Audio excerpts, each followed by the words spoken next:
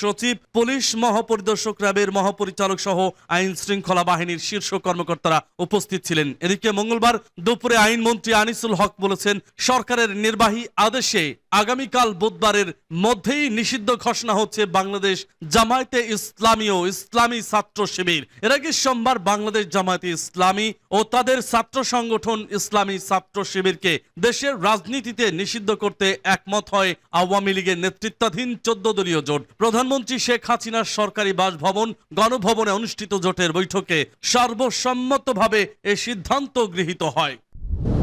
14 দলের বৈঠকে হারুনের কঠোর সমালোচনা। কোটা সংস্কার আন্দোলনের 6 সমন্বয়ককে গোয়েন্দা পুলিশের কার্যালয়ে খাওয়ানোর পর সেই ছবি সামাজিক যোগাযোগ মাধ্যমে প্রকাশের বিষয়ে উৎসাহ প্রকাশ করে বিষয়টিকে জাতির সঙ্গে মশকরা বলে মন্তব্য করেছেন হাইকোর্ট। সোমবার রাষ্ট্রপক্ষকে উদ্দেশ্য করে বিচারপতি মোস্তফা জামান ইসলাম ও বিচারপতি SM মাসুদ হোসেন দোলনের হাইকোর্ট বেঞ্চ এ মন্তব্য করেন। রোববার রাতে ডিবি কার্যালয়ে বৈষম্য বিরোধী ছাত্র আন্দোলনের 6 সমন্বয়ককে খাবার খাইয়ে সেই ছবি ঢাকা মহানগর পুলিশের গোয়েন্দা শাখার অতিরিক্ত কমিশনার হারুনার রশিদ তার ভেরিফাইড ফেসবুক পেজ থেকে শেয়ার করেন।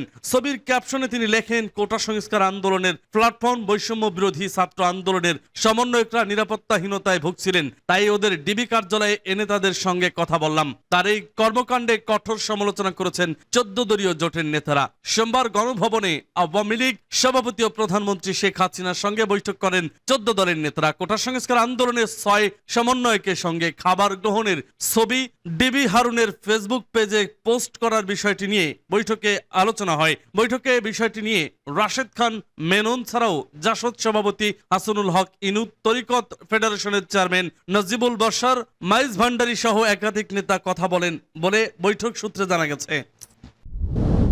জরুরি বৈঠকে 7 মন্ত্রী, প্রতিমন্ত্রী সহ আইন শৃঙ্খলা বাহিনীর প্রধানরা। দেশের সার্বিক আইন শৃঙ্খলা পরিস্থিতি, কারফিউ, জামায়াত শিবির নিষিদ্ধ, চলমান বৈষম্য বিরোধী কোটা সংস্কার আন্দোলন সহ গুরুত্বপূর্ণ কয়েকটি বিষয়ে সিদ্ধান্ত নিতে আলোচনায় বসেছে সরকারের